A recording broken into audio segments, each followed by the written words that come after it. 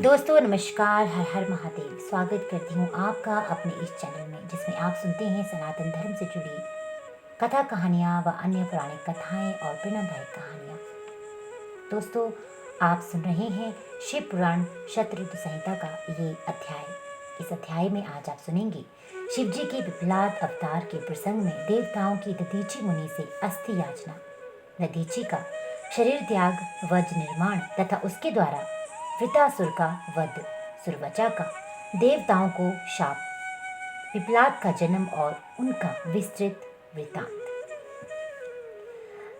तदनंतर महेशावतार तथा विशेषावतार का चरित्र सुनाकर नंदीश्वर ने कहा, महाबुद्धिमान सनत कुमार जी, अब तुम अत्यंत आहत पूर्वक महेश्वर के पिपलाद नाम परम उत्कृष्ट अवतार का वर्णन श्रवण करो। ये उत्तम आख्यान भक्ति की वृद्धि करने वाला है। मुनीश्वर, एक समय दैत्यों ने वृतासुर की सहायता से इंद्र आदि समस्त देवताओं को पराजित कर दिया। तब उन सभी देवताओं ने सहसा दधीचि के आश्रम में अपने अपने अस्त्रों को फेंककर तत्काल ही हार मान ली। तत्पश्चात मारे जाते हुए वे इंद्र सहित संपूर्ण देवता तथा देव ऋषि शीघ्र ही ब्रह्मलोक में जा पहुंचे और वहां उन्होंने अपना बहुत दुखड़ा कह सुनाया।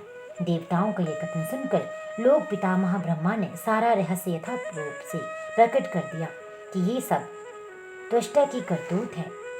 त्वष्टा ने ही तुम लोगों का वध करने के लिए तपस्या द्वारा इस महातेजस्वी वृतासुर को उत्पन्न किया है। ये दैत्य महान आत्मबल से संपन्न तथा समस्त दैत्यों का अधिपति है। अतः अब ऐसा प्रयत्न करो जिससे इसका वध हो सके। बुद्धिमान देवराज, मैं धर्म के कारण इस विषय में एक उपाय बतलाता हूँ, सुनो। जो दधीचि नाम वाले महामुनि हैं, वे तपस्वी और जितेंद्रिय हैं। उन्होंने पूर्व काल में शिव जी की समाराधना करके वज्र सरी की अस्थियां हो जाने का वर प्राप्त किया है। अतः तुम लोग उनसे उनकी हड्डियों के लिए याचना करो, वे अवश्य दे देंगे। फिर उन अस्थियों से वज्र दंड का निर्माण करके तुम निश्चय ही उससे वृतासुर को मार डालना। नंदीश्वर जी कहते हैं, मुने, ब्रह्मा का ये वचन सुनकर इंद्रदेव गुरु बृहस्पति तथा देवताओं को साथ ले तुरंत ही दधीचि ऋषि के उत्तम आश्रम पर आए। वहां इंद्र ने सुरवचा सहित दधीचि मुनि का दर्शन किया और आदर पूर्वक हाथ जोड़कर उन्हें नमस्कार किया। फिर देव गुरु बृहस्पति तथा अन्य देवताओं ने भी नम्रता पूर्वक उन्हें सिर झुकाया। दधीचि मुनि विद्वानों में श्रेष्ठ तो थे, वे तुरंत ही अपने अभिप्राय को टाड़ गए। तब उन्होंने अपनी पत्नी सुरवचा को अपने आश्रम से अन्यत्र भेज दिया। तत्पश्चात देवताओं से देवराज इंद्र, जो सर्वार्थ साधन में बड़े दक्ष हैं, अर्थशास्त्र का आश्रय लेकर मुनीश्वर से बोले। इंद्र ने कहा, मुने, आप महान शिव भक्त, दाता तथा शरणागत रक्षक हैं, इसलिए हम सभी देवता तथा देव ऋषि त्वष्टा द्वारा अपमानित होने के कारण आपकी शरण में आए हैं। विप्रवर, आप अपनी वज्रमयी अस्थियां हमें प्रदान कीजिए, क्योंकि आपकी हड्डी से वज्र का निर्माण करके मैं उस देवद्रोही का वध करूंगा। इंद्र के यूं कहने पर परोपकार परायण दधीचि मुनि ने अपने स्वामी शिव जी का ध्यान करके अपना शरीर छोड़ दिया। उनके समस्त बंधन नष्ट हो चुके थे, अतः वे तुरंत ही ब्रह्मलोक को चले गए। उस समय वहां पुष्पों की वर्षा होने लगी और सभी लोग आश्चर्यचकित हो गए। तदनंतर इंद्र ने शीघ्र ही सुरभिगो को बुलाकर उन शरीर को चटवाया और उन हड्डियों से अस्त्र निर्माण करने के लिए विश्वकर्मा को आदेश दिया। तब इंद्र की आज्ञा पाकर विश्वकर्मा ने शिव जी के तेज से सुदृढ़ हुई मुनि की वज्रमयी हड्डियों से संपूर्ण अस्त्रों की कल्पना की। उनकी रीढ़ी की हड्डी से वज्र और बृहशीर नामक बाण बनाया गया तथा अन्य अस्थियों से अन्य बहुत से अस्त्रों का निर्माण किया। तब शिव जी के तेज से उत्कर्ष को प्राप्त हुए इंद्र ने उस वज्र को लेकर क्रोधपूर्वक वृतासुर पर आक्रमण किया, ठीक उसी तरह जैसे रुद्र ने यमराज पर धावा किया था। फिर तो कवच आदि से भली भांति सुरक्षित हुए इंद्र ने तुरंत ही पराक्रम प्रकट करके उस वज्र द्वारा वृतासुर के पर्वत शिखर शरीर के सिर को काट गिराया।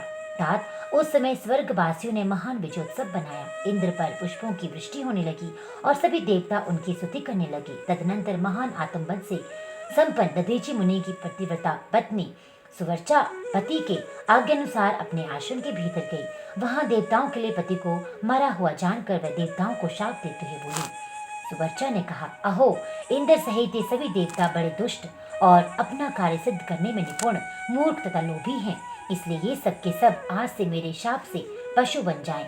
इस प्रकार उस तेजस्वी तपस्वी मुनि पत्नी सुवर्चा ने उन इंद्र आदि समस्त देवताओं को शाप दे दिया। तत्पश्चात उस पतिव्रता की पतिलोक में जाने का विचार किया। फिर तो मनस्विनी सुवर्चा ने परम पवित्र लकड़ियों द्वारा एक चिता तैयार की। उसी समय शंकर जी की प्रेरणा से सुखदायिनी आकाशवाणी हुई। वह उस मुनि पत्नी सुवर्चा को आश्वासन देती हुई बोली। आकाशवाणी ने कहा, प्राज्ञे, ऐसा साहस मत करो, मेरी उत्तम बात सुनो। देवी, तुम्हारे उदर में मुनि का तेज वर्तमान है, तुम उसे यत्न पूर्वक उत्पन्न करो। पीछे तुम्हारी जैसी इच्छा हो वैसा करना, क्योंकि शास्त्र का ऐसा आदेश है कि गर्भवती को अपना शरीर नहीं जलाना चाहिए, अर्थात सती नहीं होना चाहिए।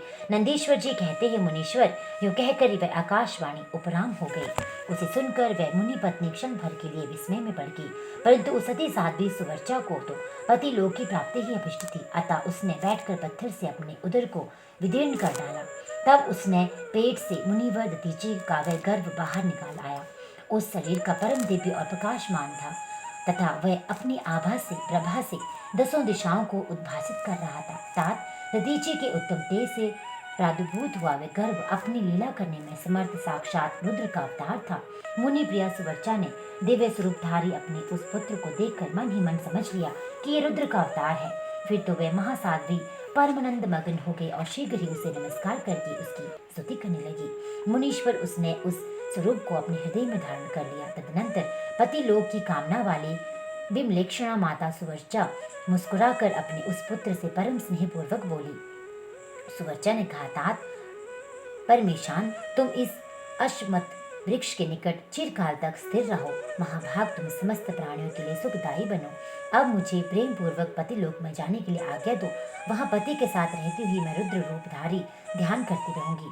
नंदीश्वर जी कहते हैं, मुने, साध्वी सुवर्चा ने अपने पुत्र से यूं कहकर परम समाधि द्वारा पति का ही अनुगमन किया। मुनीश्वर, इस प्रकार दधीचि पत्नी सुवर्चा शिवलोक में पहुंचकर अपने पति से जा मिली और आनंद पूर्वक शिव जी की सेवा करने लगी। तात इतने में ही हर्ष से भरे हुए इंद्र सहित समस्त देवता मुनियों के साथ आमंत्रित हुए की तरह शीघ्रता से वहां आ पहुंचे। तब प्रसन्न बुद्धि वाले ब्रह्मा ने उस बालक का नाम विप्लाद रखा। फिर सभी देवता महोत्सव बनाकर अपने अपने धाम को चले गए। तदनंतर महान ऐश्वर्यशाली रुद्रावतार विप्लाद उसी अश्वत्थ के नीचे लोगों की हितकार कामना से चिरकालिक तप में विवृत हुए। लोकाचार का अनुसरण करने वाले पिपलाद का योग तपस्या करते हुए बहुत बड़ा समय व्यतीत हो गया। तदनंतर पिपलाद ने राजा अरण्य की कन्या पद्मा से विवाह करके तरुण हो उसके साथ विलास किया। उन मुनि के 10 पुत्र हुए, जो सब के सब पिता की ही समान महात्मा और उग्र तपस्वी थे। वे अपनी माता पद्मा की सुख की वृद्धि करने वाले हुए। इस प्रकार महाप्रभु शंकर की लीला अवतार मुनि व विप्लाद ने महान ऐश्वर्यशाली तथा नाना प्रकार की लीलाएं की। उन कृपालु ने जगत में शनिश्चर की पीड़ा को, जिसका निवारण करना सबकी शक्ति के बाहर था, देखकर लोगों को प्रसन्नतापूर्वक ये वरदान दिया कि जन्म से लेकर 16 वर्ष तक की आयु वाले मनुष्यों को तथा शिव भक्तों को शनि की पीड़ा नहीं हो सकती। ये मेरा वचन सर्वथा सत्य है। यदि कहीं शनि मेरे वचन का अनादर करके उन मनुष्य को पीड़ा पहुंचाएगा तो वह निसंदेह भस्म हो जाएगा। तात इसलिए उस भय से भयभीत हुआ गृह श्रेष्ठ निश्चय विकृत होकर भी वैसे मनुष्य को कभी पीड़ा नहीं पहुंचाता। मुनिवर, इस प्रकार मैंने लीला से मनुष्य रूप धारण करने वाले विप्लाद का उत्तम चरित्र तुम्हें सुना दिया। ये संपूर्ण कामनाओं को पूर्ण करने वाला गाधी, कौशिक और महामुनि विप्लाद के तीनों स्मरण किए जाने पर शनिश्चर जनित पीड़ा का नाश कर देते हैं। वे मुनिवर दधीचि, जो परम ज्ञानी सत्पुरुषों के प्रिय तथा महान शिव भक्त थे, धन्य हैं, जिनके यहाँ स्वयं आत्मज्ञानी महेश्वर विप्लाद नामक पुत्र उत्पन्न हुए। तात ये आख्यान निर्दोष स्वर्गप्रद को ग्रह जनित दोषों का संहारक, संपूर्ण मनोरथों का पूरक और शिव भक्ति की विशेष विधि करने वाला है। तो दोस्तों, ये अध्याय यहीं पे संपन्न होता है। आगे के अध्याय में आप सुनेंगे भगवान शिव के द्विजेश्वर अवतार की कथा, राजा भद्रायु तथा रानी कीर्ति मालिनी की धार्मिक दृढ़ता की परीक्षा। दोस्तों, अगर आप इस चैनल में नए हैं, पहली बार वीडियो को सुन रहे हैं, तो चैनल को सब्सक्राइब करना बिल्कुल ना भूलिएगा। साथ ही साथ इन कथा कहानियों को अधिक से अधिक शेयर और लाइक करते रहेगा। आपका दिन शुभ हो। हर हर महादेव।